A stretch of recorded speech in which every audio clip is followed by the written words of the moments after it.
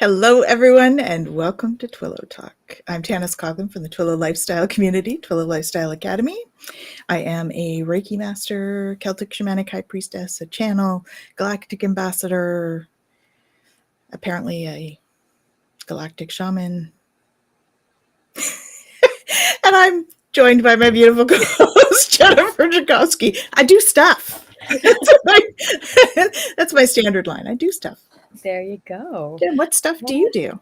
Yeah, I am a registered psychotherapist, certified Canadian counselor, intuitive life coach, work with the energies and all kinds of stuff on those lines. And yeah, we do stuff. That kind of stuff. So welcome. I want to say a big hello to Rhonda and Gerald. Thank you for joining us. All of you that are out there, please give us a quick hello so we know you're there. We'd love to chat. And so usually what we do is we talk about sort of the energies that are happening this week, have been happening, and what we're looking at coming in. And then we usually pick a card from Journey Soul. Nice. And we talk about the topic. So awesome. So the energies have been a bit chaotic, for the last couple of months, this week included. I think chaos is the normal. I think it's becoming that way. Yeah. Have to, there is no normal. I like Gabor Mate's new book, The Myth of Normal. There is no normal. We're just surfing. Good to see you too, Joyful Journey. Hello. We're just surfing. That's what we're doing. We're surfing the waves. Lots of solar storms again, folks. So we're still working on all of that. As you know, we're in this 11-year cycle of the sun, and the poles are shifting and creating unrest out there. So we are getting all these downloads of awesome energy, and so all of our stuff is coming up to look at. Yay! I know. Here, remember that thing in your childhood when this happened? Look, you still feel that, don't you? Yay! Oh man! Welcome to the healing journey. Isn't it a joyful one in so many ways? Like we have these experiences and we cycle through them, and I think sometimes we look at it as I'm here, and then I think I'm like getting somewhere, and then I'm right back here, and then I think I'm getting somewhere, and then I'm right back here. And I think we have to recognize, that unfoldment that happens, right? So I'm here, and then I'm here. It's there, but it's not there, right? And then I'm here, and it's there, but it's not there, right? And we allow ourselves that unfolding that happens, that allows us to revisit these experiences and learn and grow from them. But each time it is unique. Yeah. Right? And each time it has its own message for us and guidance that it can bring and all of that jazz. And nuance. Do either of us do Akashic Records readings? Yes.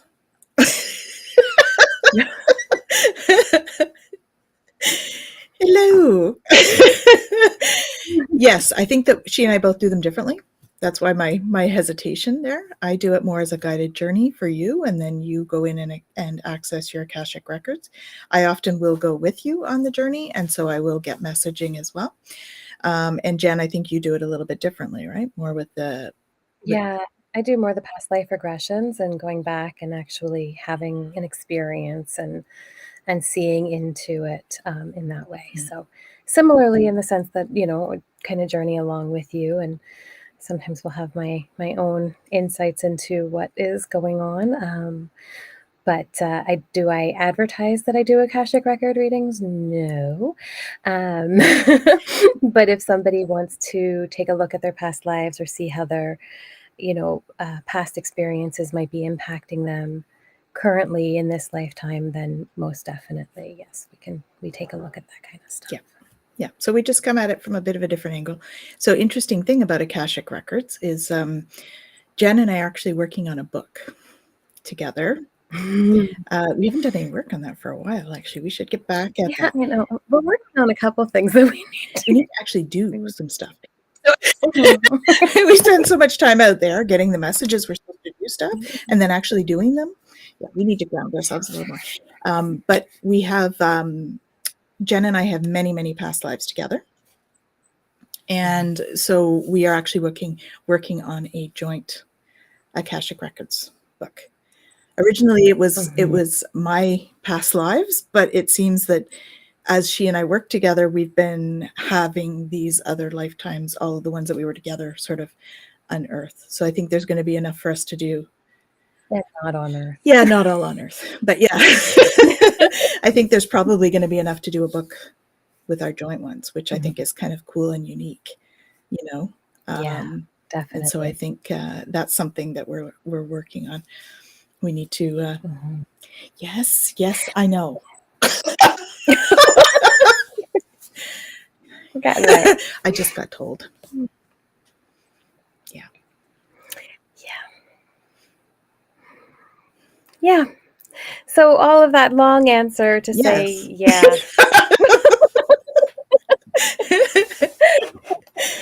Yeah. So this was what we were responding to. The long round answer is yes, we do Akashic Records readings in different ways, and we're writing a book.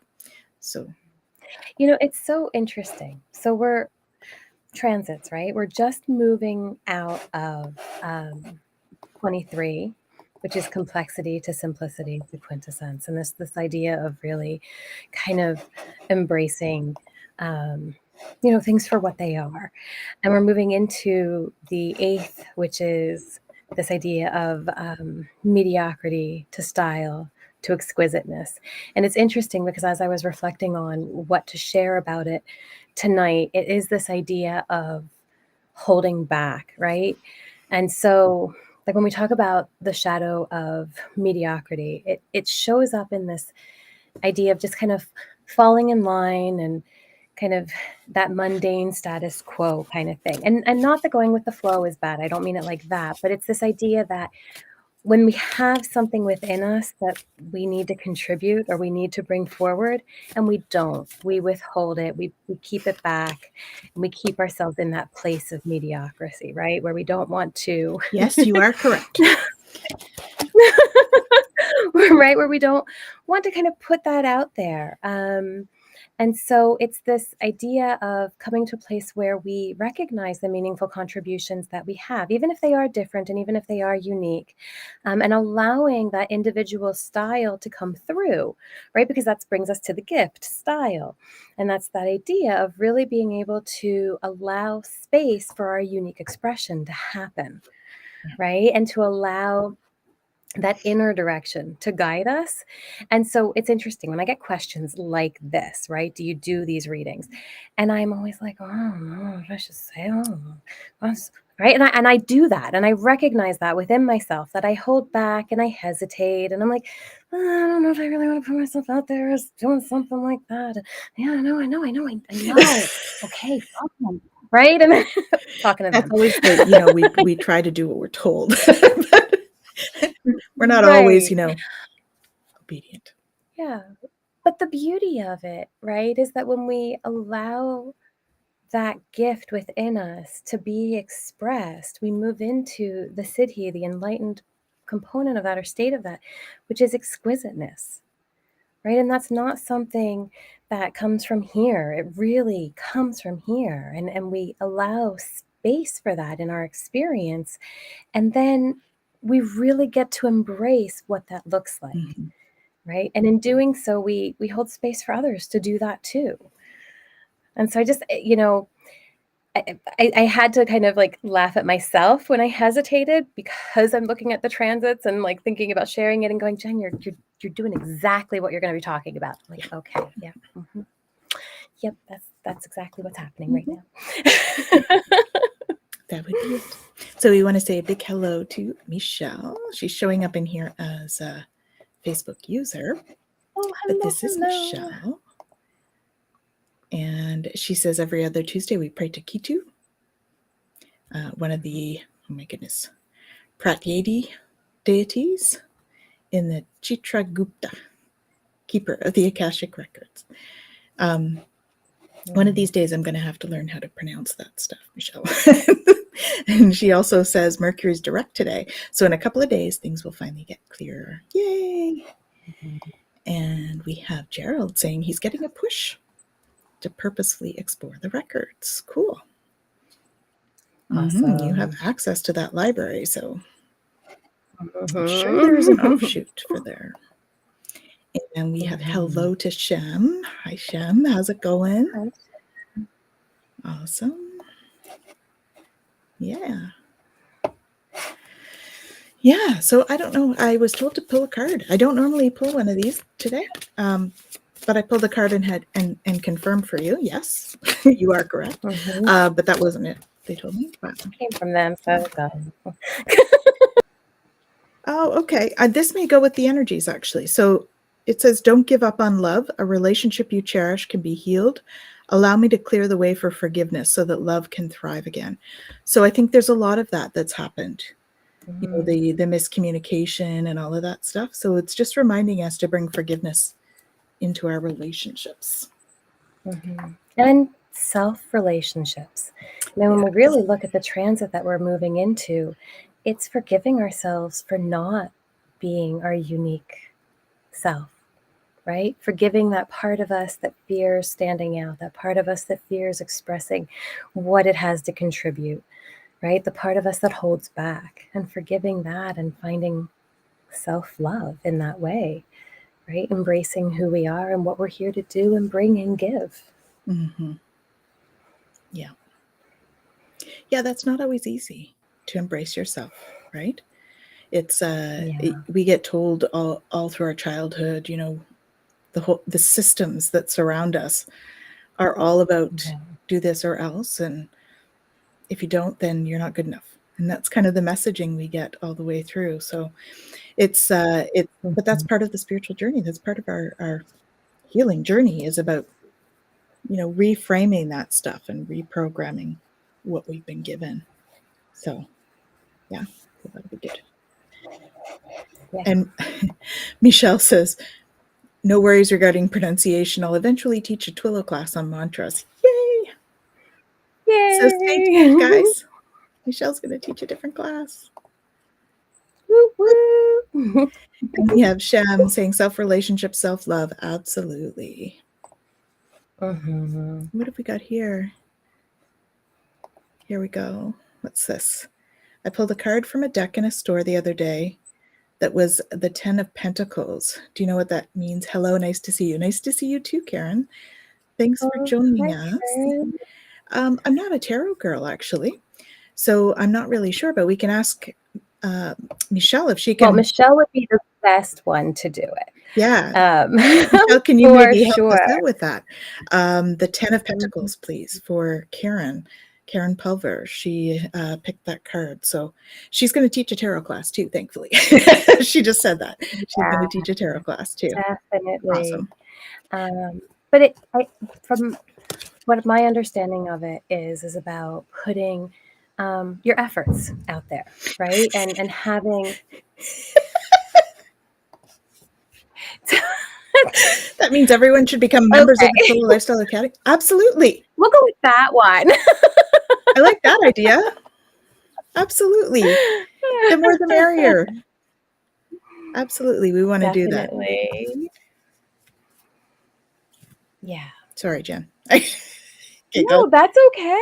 It's to do with wealth. That's what I was thinking too, Shem. I think it's to do with wealth, Karen. So it's a good card for money. Yeah. And it's the idea of like coming to fruition of the works that you've been putting out there. Yeah. Right? Like it's not just a money's coming in kind of card. Like there's more to that, right? Like when we think about like 10 and that kind of culmination and all of that and it relates to like experience and what comes from that experience. Right? Like I said, I know Michelle can talk to this way better than I can. But so can Gerald, actually. Gerald, tarot stash, and right? Gerald too. Yeah. Yeah, definitely. Please feel free to chime in on that if you guys I'm like, my mind goes to Michelle because she's a teacher with us. So she says, that makes sense. I'm returning to Chicago after 4 months. Yes. Okay, there you go. Yeah, and it's that culmination, and it's not just success in and of itself, but it's like success that can go forward, right? And that can bring about more fortune for those that you love and all of that. Like, it's not in and of itself kind of card, right? It's really about being able to, and it's not even just money. I mean, coins, of course, is always associated with money, but depending on what you're asking and what you're looking for, it can be success in a lot of different ways too, right? Like in a relationship, it can be about success in like finally having that connection, or finally moving forward, or finally like the work that you're putting in, being able to have or a daughter finally graduating. There you go. It's that kind of a thing. It's like a culmination of effort and work that comes to a successful kind of, I don't even want to say conclusion, because it's not really about ending. It's just like it culminates in something successful that can continue to move forward. Yes. That's my stumbling over. Does that make sense with all our tarot readers that are in the audience today? Yep. That sounds about right. Yeah, I do more oracle cards, and then intuitive stuff. And I would have said that was a success card for sure. Here we go. Yeah, across generations. There you go. 10 of Pentacles is about success across generations, benefiting from our gathered experiences and enjoying the fruit of hard work. Getting ready for the next thing. Perfect. Thank you so much, Gerald. Appreciate your help. Thank you, Gerald. You put it way better than the way I stumbled over that. You did say the same thing. You just said it in different ways. So that's awesome. So that's the meaning there, Karen. Okay. Thank you, Gerald. So So shall we pick a card? Should we pick a card? Yeah. All right. Most all right, guys. So let's pick a card. Let's pick one for our topic. What's our topic for today? What do we want to talk about today? Or do they want us to talk about today? That's more what it is, right? That's the more of the question. Thanks. Thanks, Gerald. Awesome.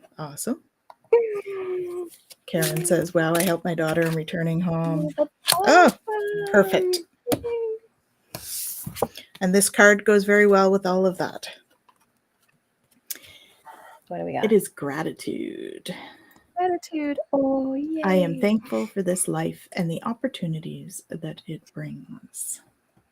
Gratitude.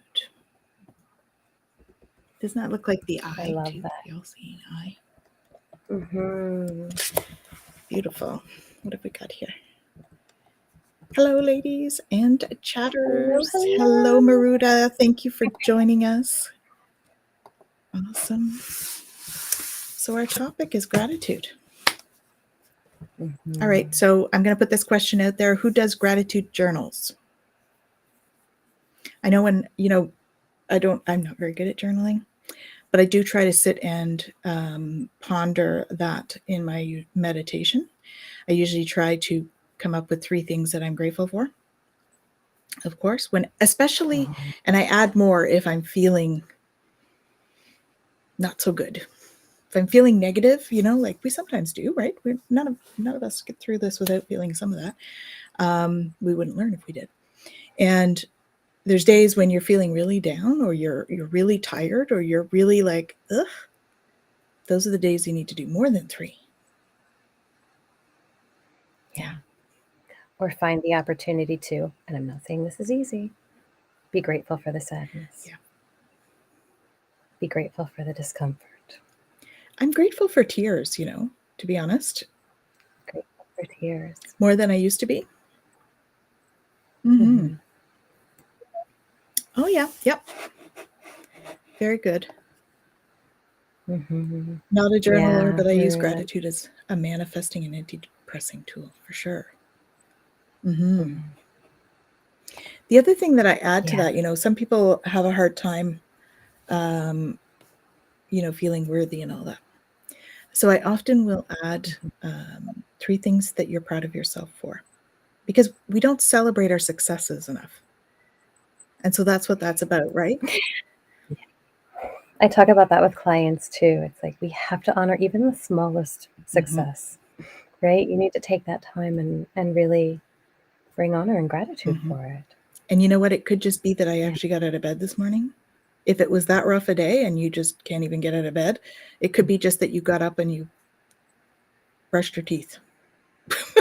You know, or it could be a huge accomplishment, but it doesn't need to be. I think the card that made really good looking away so I don't make eye contact. It's okay, neither do I. Oh. But I internally do my mantras and stuff about it. Yeah, it's okay. Well, no, I think are you saying you do or you don't? I don't make eye contact about keeping a credit journal. Okay, maybe you do keep one. I don't know. Either way.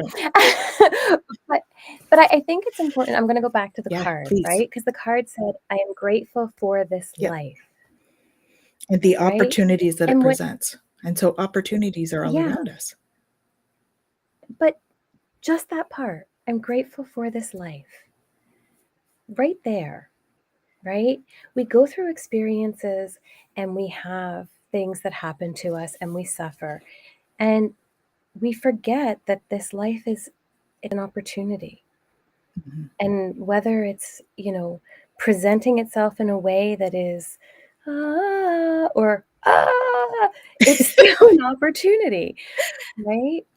And thankful for having a bed. Many are homeless. Many are homeless, right? And, we each come into this life with different things that we want to accomplish or different things that we want to learn, experiences we want to have. And, they're not always easy. We don't sign up, not everybody signs up for the easy road this time through. Was that an option? I don't remember that being an option. Wait. I didn't see that on the checklist. Can I get a redo? Kidding. I'm fully in But again, it's that gratitude. idea that, we often think like, why do I have to go through this? Or why do I have to have this experience? Or why do I have to, whatever it is, right? As opposed to, okay, right, here's an experience. What can I do with this experience? Where can I go with it? What can I gain from it? Even if it's just, I don't ever want to have this damn experience again. Right? There are definitely some experiences like that. Yeah. Right? Yeah, we wish it was an option too. But I mean, if learning is the objective, then all of these experiences, the good, the bad, and the ugly, are all part of the mission. It's all part of the journey. Exactly.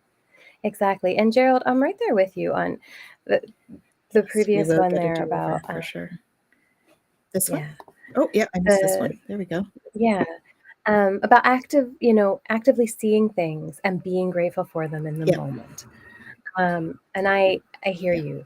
And if we're struggling with having that gratitude on a regular basis, doing a journal or doing some kind of conscious, intentional activity around it is perfect, right? Because it's what brings us to that place of being able to look out the window, rain or shine, and go, wow, look at that.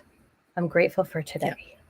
Well, and there's a lot to be said about that, because when you see that, we're talking about actually actively seeing in the moment. So it's you being really present, which I commend you for, Gerald, because that's hard for a lot of people, to be really present in the moment and experience it in the moment. I mean, that's one thing about the journaling. You're usually doing it like the end of the day or, that morning from yesterday, as opposed to actually really doing it in the moment. So. Yeah. But that last statement there that he makes, right? That's the energy I want to manifest. That is so important, because we've talked about this many, many times on the show, right? But the idea that what we have in the forefront of our mind, what we think about on a regular basis, is what we see in our reality, right? It's what we notice. It's not even, this idea of manifesting and stuff like that. It's not that we magically make something happen, although in a lot of ways it is, in the sense that we see it. We magically allow ourselves to see it where we would normally be blind to it because we're not looking for it. When we're looking for the negative stuff, when we're looking for the things to fulfill these negativity biases and things like that, we fall into that pattern and we miss it, right? And the magic really is that ability to change what we consciously are thinking about on a regular basis, so that it becomes an unconscious thing to just, wow, look at that. Wow, look at that. Ooh, look at that. Yes. Right? Because that excitement and that joy that comes in, it just becomes a part of who you are when you allow space for that. Yeah. Right? And then it is the energy that you manifest. But it takes work, because we're, kids come in with that. They do. Right? As kids, we come in with such wonder for the world, right? And it's like, wow, everything is new and everything is so beautiful, right? But then life knocks us over. Kicks us in the behind. Right? And all of a sudden we start to look for danger. And we look for fear that, like, I don't want to be wounded, and I don't want to get hurt, and I don't want to have that happen, and I don't want to have that experience. And all of a sudden we start to, that wonder that we came in with starts to kind of go back. Now, we're not saying we lose it, but it goes back. Gets dialed back. Right? And these other things come into the forefront. And so by practicing gratitude, by making a conscious effort to bring that back, bring it forward, we allow space for that opening again, right? To connect again with that part of us that is in awe of what this life offers us, and what we can do with it and how we can navigate it. Gerald says, I'm about holding space for people to be where they are, including me. It takes work. It's always a process. Absolutely. Yes, it is. And that holding space for you, I mean, that's something that we don't, typically people are not as practiced at holding space for themselves. I mean, that's why there's a lot of talk around, self-care and all of that stuff, because we typically are not, we're programmed to think it's selfish. It's really not. It's necessary, right? Especially with the work that we all do. Holding space for ourselves as well. And Shem says, after all the struggles and challenges, when we see back how far we've come, it's rewarding.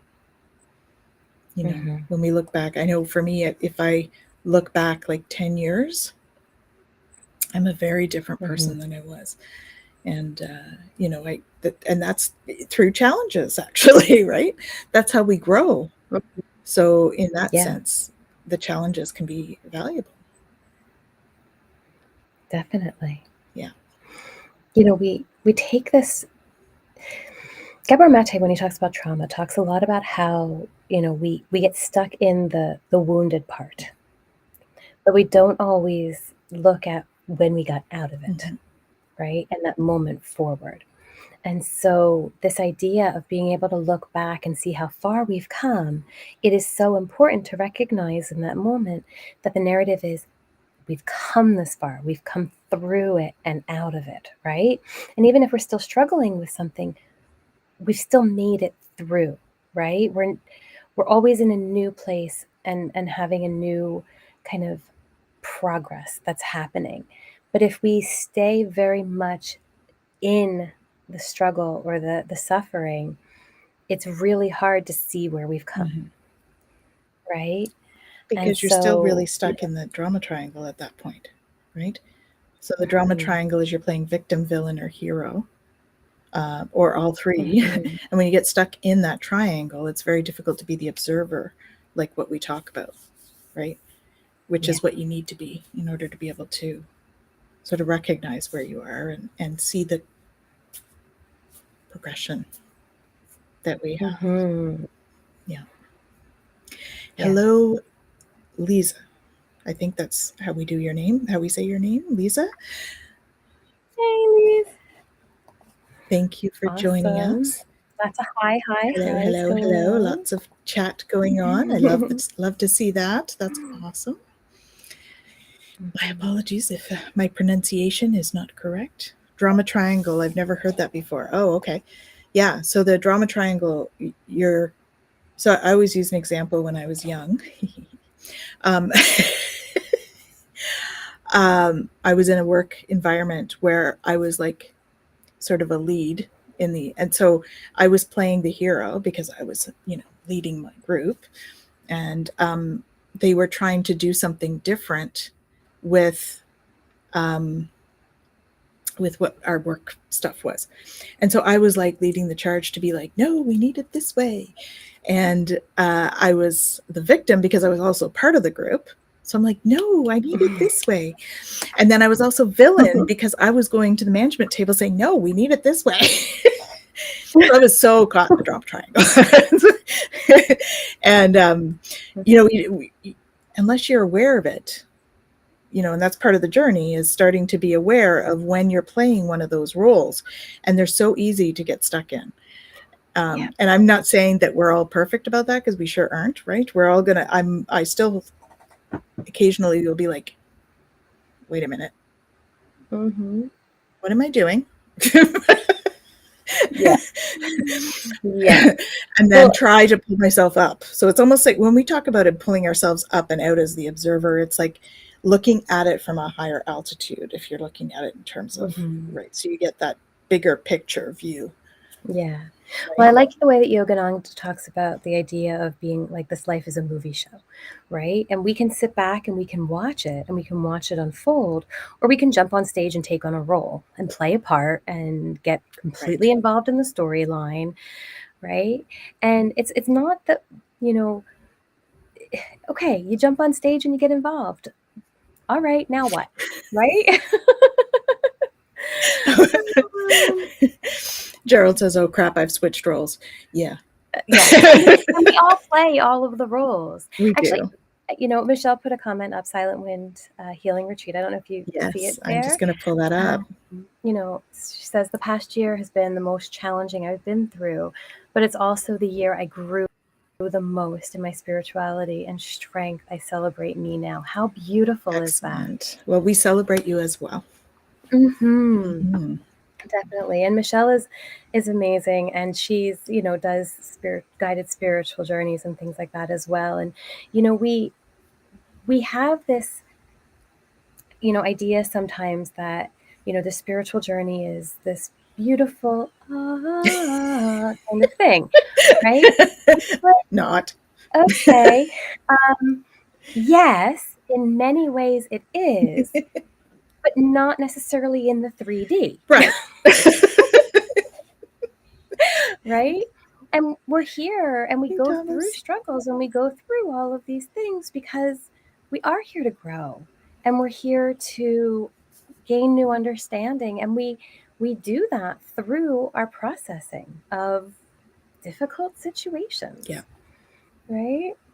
So thank you, Michelle, for sharing that. That was beautiful. Yeah. Beautiful. Yeah. Hello, Thomas from Tarot Your Way. Welcome. Hello, hello. Yeah, just talking about gratitude. Yes. I am thankful for this life and the opportunities that it presents. And so here's a question for you guys. When you show gratitude, when you find that you are doing more gratitude and you get an opportunity and you are grateful for it, and do you find you get more opportunities, or do you find that the gratitude is like just helps you with this one particular opportunity?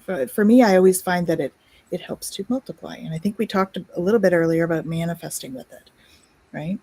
So I'm thankful for this life and the opportunities that it presents. So the question is about opportunities. Do you find that gratitude brings opportunities and continues to bring opportunities? Yeah. Again, when we look at that idea of what we have in the forefront of our mind and how that, dictates kind of what we look for in our experience, if we are grateful for opportunities and we believe that the universe brings us opportunities, then we're going to look for opportunities. That's right. And when they come, we're going to be open to those opportunities. And we're going to explore them. And we're going to decide, yeah, this opportunity is for me. Nah, that opportunity is not for me. And that's okay, right? Yeah. But we navigate them, and we don't necessarily feel that sense of lack or restriction or fear of loss. We can say no to a particular opportunity that doesn't resonate for us, knowing that there's going to be more opportunities because we're holding space for that. What Jennifer said. Yes, he says that I see more gratitude around me when that's what I'm wanting to see. There's a term for that. I know, and we say this all the time, and then we can never remember what it is. Reticulating activator or something. Sure. Yeah, something like that. And Thomas says, Sometimes I get both opportunity and challenge. Yeah. Mm-hmm. And sometimes I get opportunities to set boundaries. Yes. Yeah. Aren't those fun? Yeah. We all have to learn the boundaries. Fun as they are, their gratitude abounds, right? Because we need to be able to do that as well. Yeah, that's very true, Taro. You're right. Yep, Gerald says. For sure, boundaries are super important. I mean, we've had a show or two on boundaries. I think that's been something we've talked about a fair bit anyway. Yeah, I think we cycle back to boundaries almost every often. show. What does that say about us, Jen? Should we be taking a look at boundaries? Yeah. Well, and the thing is, like, boundaries comes up very regularly in sessions with clients, and looking at, you know, what are you setting boundaries for? What are you setting boundaries on yourself for? What are you setting boundaries to others for? Right? And I think that often we're really restrictive with ourselves and what we can do and what we allow ourselves to be, and all of that. And yet we just let everybody else walk all over what could be a boundary for us. Right? Yeah, Thomas says boundaries are new to me. I used to be a yes man. Yeah, I think that's the plight of the empath, right? We tend to want to say yes because we want to keep everybody happy. Because if they're happy, we're not feeling their discomfort. So. Yeah. But Gerald, you nailed it right there, right? When I have boundaries, I feel safe to be my most authentic self. Absolutely. And it's true, because we're holding space for ourselves by setting those boundaries. But again, when we look at this idea of gratitude, right? If I'm grateful for this life that I have, and I am grateful for the experiences that come with it, then I'm honoring my purpose. I'm honoring that I'm a valuable part of this life, and that I am allowed to have boundaries, and that I'm allowed to set them. Right? But when we don't hold that space for ourselves, and we don't feel that we have that value or that we are worthy to contribute or be part of, then we often don't hold that space for ourselves. Right? And so it's a really important piece to allow, that love, that card that you pulled earlier, that love and all for self to come in and hold that space to, maybe even just forgive ourselves for not holding those boundaries in the past. And that's okay, right? Just where do I want to go from here? How do I want to move forward at this point? What do I want to bring into my experience? Yeah, because I think all of us empaths, we end up starting out as people pleasers, right? It's innate because it is a defense mechanism for many of us. And we also have Michelle, you said her name is? Yeah. Sometimes the challenge is the opportunity to become more self-aware. Then we are more grateful for them as they help us grow. Absolutely. Yes, most definitely. And that's it, right? We let down a boundary so many times, and eventually we get to a place where we're like, this sucks. I don't want to live like this. This is not okay anymore, right? And then we have these challenges and things that we kind of have to deal with. And then we finally go, okay, like, all right, this wasn't a pleasant experience, but I can still be grateful for it. Yeah. And I can say, yeah, you know what? I'm going to do something different moving forward. Yes, this can happen for sure. I said yes so many times, people were astonished when I finally told them no. Then it became a campaign against me because I always said yes. Yeah, people don't like change, right? So whether that's you changing how you relate to others or change in environment or whatever, right? People don't like change. We like to be comfy in our regular everyday. But which is such a misnomer because we change every day. Every day we learn something new, even without realizing we are, right? Because we learn something on the internet, or we learn something at work, or we learn something with our kids, or we learn something every day. So we're never the same person 2 days in a row, because every time you learn something and integrate it, it changes who you are. And so even though we say we don't want change, we do it all the time. Yeah. But we also have patterns, and we fall into our patterns, and we fall back on our patterns, and we try to change them. And the people that are used to our patterns want us to go back to our patterns. And they make it really hard sometimes to change. And so, it is a really tough learning ground to be able to set that boundary and hold it, especially when you haven't done it in the past. Yeah. And our kids are definitely a soft spot, right? She says, oh, yes, Saturday, my son asked me to purchase something for him. He works, I don't. Finally said no and felt terrible for a while and shook it off. I'm an empath, help others too much. You are not alone. Many here are in that position. Yes, it definitely can be a powerful word. Indeed. Yeah. Michelle says, so true. We're dealing with this right now. Boundary setting helps you prioritize your needs over another's wants. Very well said. Yeah. And that's really what it is too, right? Somebody, wants something from you, and you need something else maybe for yourself. Right? But we're trained. I mean, you think about this, like as kids, right? We're told you have to be this way and you have to be that way. And when somebody does this, you have to do that. And it's just polite and it's the right thing to do, and da da da da da. Right? And we learn to repress what we need. Don't think about that. Don't put that forward. Right? And honor what's going on around us to make sure things are okay. And then you add, empathy or any kind of anything into it. All those Claires. We apologize to all those women named Claire. All the Claires, the clairvoyants, the Claire.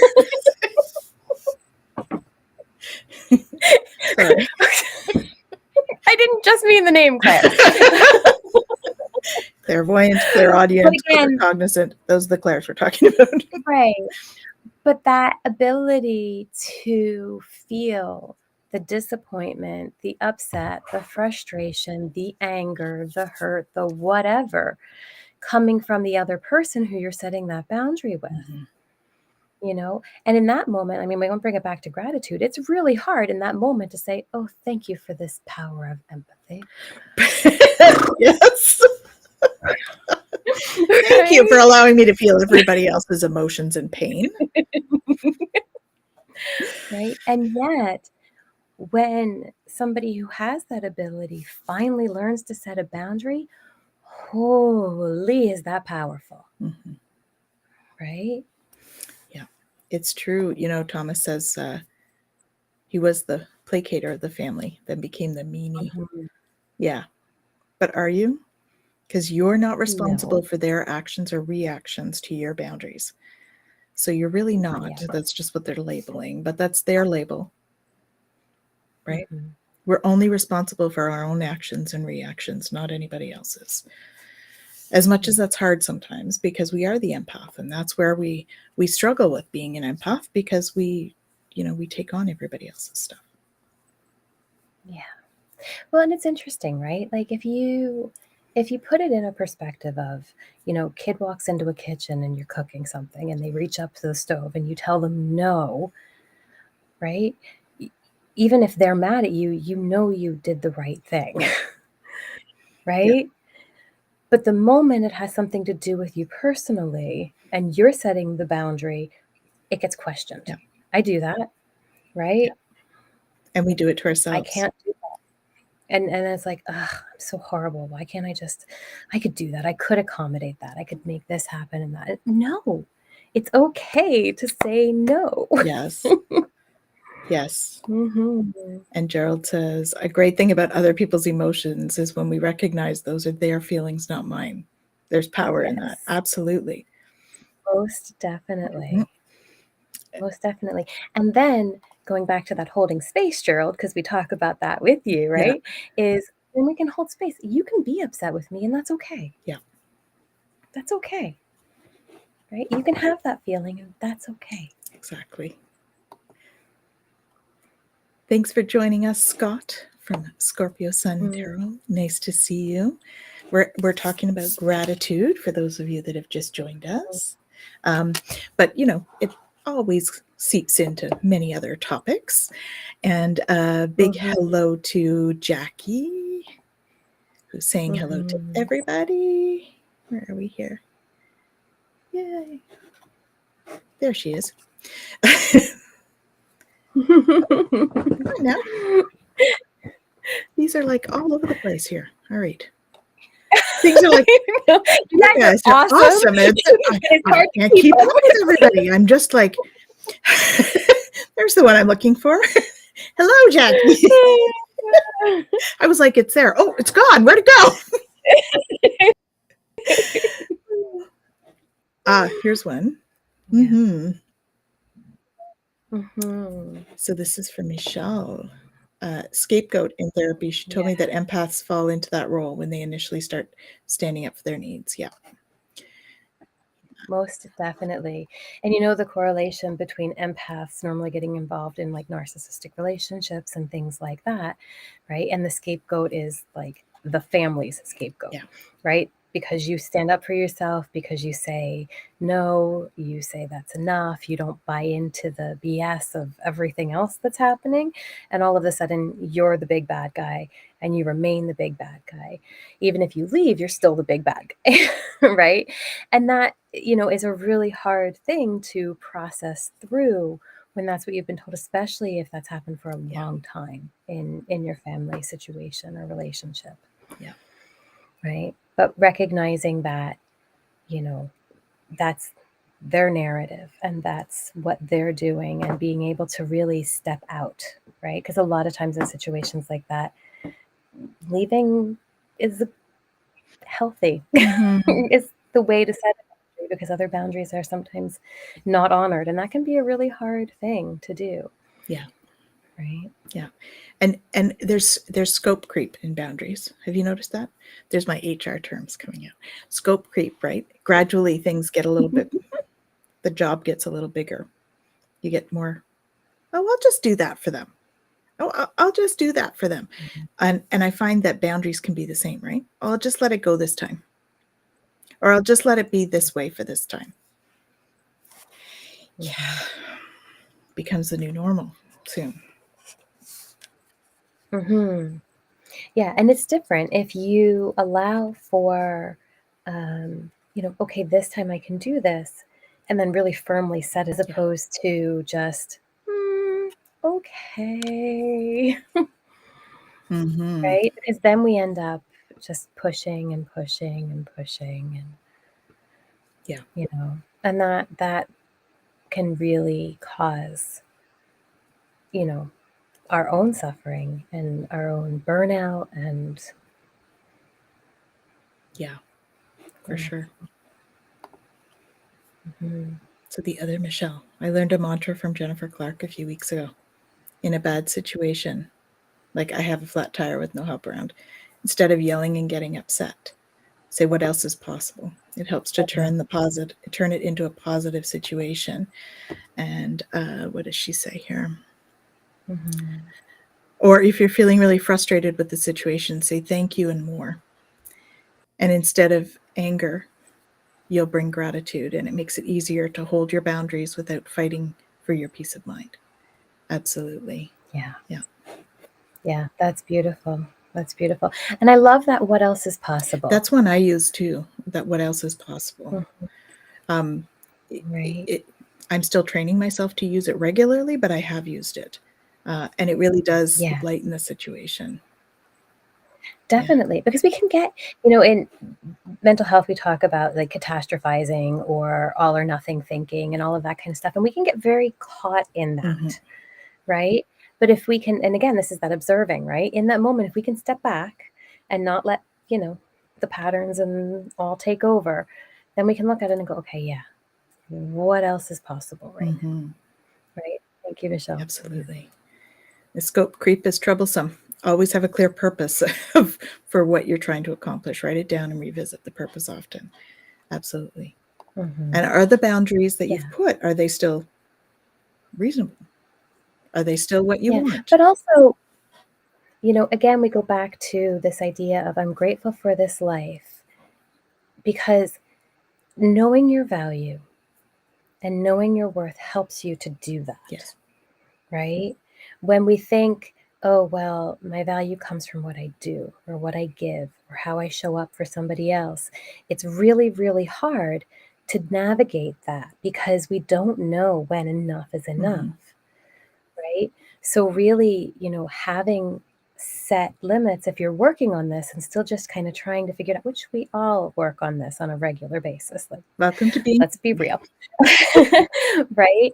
But having that writing it down piece can be really important. And I talk to clients about this often because when we allow it to just spin in our mind, it all makes sense. It's totally logical. And it could be completely out to lunch, but it's the truth. And it is the absolute truth. It is because my it's truth. what's going on in it. Yes. The moment that we speak it or write it down or bring it out of ourselves, we have to look at it. Right? And in that moment, we have an opportunity to go, something's not quite right with that. Right? And then we get to say, okay, maybe I do need to revisit this. Maybe I need to, look at something else. Maybe this is a boundary that I need to set more limits to. Maybe it's when I have to release a little. Right? Yeah. So the revisiting can certainly help with that stuff as well. Definitely. And a big hello to Annie. Hello. Listen to your heart. When it starts to feel uncomfortable, it's an indication. Healthy boundaries are good. Yes. She adds here, limits change on where you are in life, for sure. Absolutely. Yeah. Just as needs change or we learn, your limits or your boundaries can change. Yeah, and I think that's so important. And we're talking about that a bit, but that idea of change and how we always change, and it's okay to change our mind. It's okay to change our boundaries. It's okay 1 minute to say this is okay, and the next minute say it's not okay, right? And vice versa, because we're constantly growing, and what was once okay might not be okay anymore. And maybe we have a new understanding that makes it different. And what was okay is not okay, not because there's something, innately wrong with it, but just because it doesn't resonate for us anymore. Yeah. And I think it's about doing it mindfully, right? Doing the review purposefully. So whatever your limits are, whatever your boundaries are, if we do it purposefully, whether it's change or maintain, if we're doing it on purpose with intention, we're doing it intentionally. I think that's kind of the most important piece, right? Yeah. And we can move into something with an open curiosity and say, okay, I'm going to just see where this goes. I'm not really sure. I don't really know what I want my boundary to be yet. And so we move into it. And then we feel into it and we go, yeah, okay, I'm good with this. Or we go, nope. No, I'm going to take a couple steps back here. I was more comfortable back here. Yeah. Yeah. Yeah. And I don't know if that was Michelle or not, but that comment, right, about when you sense it, right? When you can sense that there's something just not right, it's okay to step out, right? It's okay to leave. And you don't have to play the game. You don't have to stay in it. You don't have to allow yourself to be subjected to something that feels wrong for you. Right. Right. And sometimes we need those experiences that feel wrong so that we know that they're not for us, right? Exactly. Because sometimes we don't leave things that we should. Sometimes we do stay. And other times we bail before we've even given something a chance, right? And so it's really this kind of, honoring ourselves and honoring our boundaries, and yeah, you can be very unapologetic for it. Absolutely. Right? Yeah. Gerald says there's no need to apologize for honoring and setting your boundaries. No. No. And if there is anything, I do that with my kiddos. Sorry, you're upset about this, but a no is a no. Right? Mm-hmm. You're allowed to have your feelings. You're allowed to be upset, but no, we're not changing it because you're having a tantrum. Yeah, exactly. Here we go. Hey. Hey, Michelle from Astrological Tarot.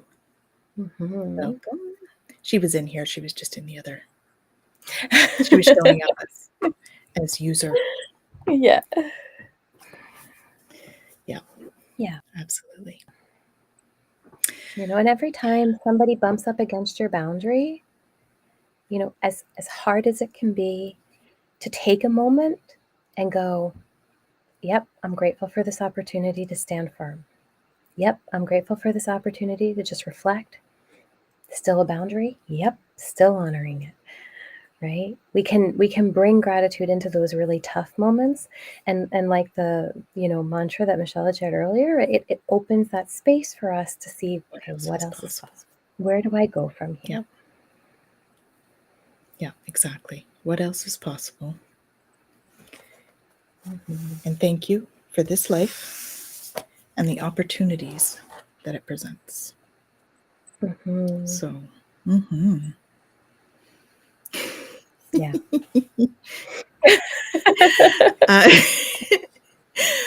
Michelle says she got lonely on Facebook. You joined us on YouTube. Yay. That's fantastic. Awesome. And the other Michelle, simple mantra for every day. I'm grateful for my life. What else is possible? And thank you and more. Thank you and more. You truly do feel the same shift in energy or emotion right then. Yeah. Absolutely. Most definitely. Mm-hmm. And Annie says, and yes, to reflect why we feel this way. Mm-hmm. Mm-hmm. More because it's a funny question, this why. Do we need to know why we feel this way? I think overall we don't. However, our brains are linear and it wants that. It wants the why. Yeah. Yeah, but sometimes, sometimes it's important and sometimes maybe it's not. And I think it really depends on the situation, right? But to understand our triggers and to understand our own patterns and go, does this still serve me? Does this not serve me anymore? In that sense, it can be a really valuable exploration, right? But if we're looking at it and going, why is this person doing this? Why are they putting me through that? Why has Get rid of that why. That why has victim, absolutely villain, no hero, victim. Yeah. Right. Whatsoever. But if we look at a situation and go, okay, why am I feeling this way right now? Yeah. Okay, I'm scared. I feel alone. Maybe I feel like I can't navigate it. I feel sad about it. Whatever it is, right? Gerald says, sometimes I ask why, but I don't want to hear the answer. I think we all have that sometimes, Gerald. There you go. There you go. Yeah. Mm-hmm. Awesome. Well, welcome back, Maruta. She said she was off. Had to grab a package off at the stoop. Well, can you believe it? We're at an hour. Holy moly, that went by It most fast. certainly did. It most certainly did. Mm-hmm. I would like to end the hour just by asking everybody what you're thankful for today. Just leave us, one thing that you're thankful for in the chat. I know, wasn't it, Gerald? It was really fast. It was really But my little timer says 1 Oh, o'clock. you're a Or wonderful 1 o'clock. The comment. timer says 1 hour. Indeed, it was fast. Mhm. Oh, yes. Well, this can be Mhm. tricky, definitely, with the authority figures. Yeah, it's okay to It not have is. an answer. And I know that can be really hard when it's somebody in an Yeah. authority and all. Why? It's okay. I really can't answer that right Yeah. now.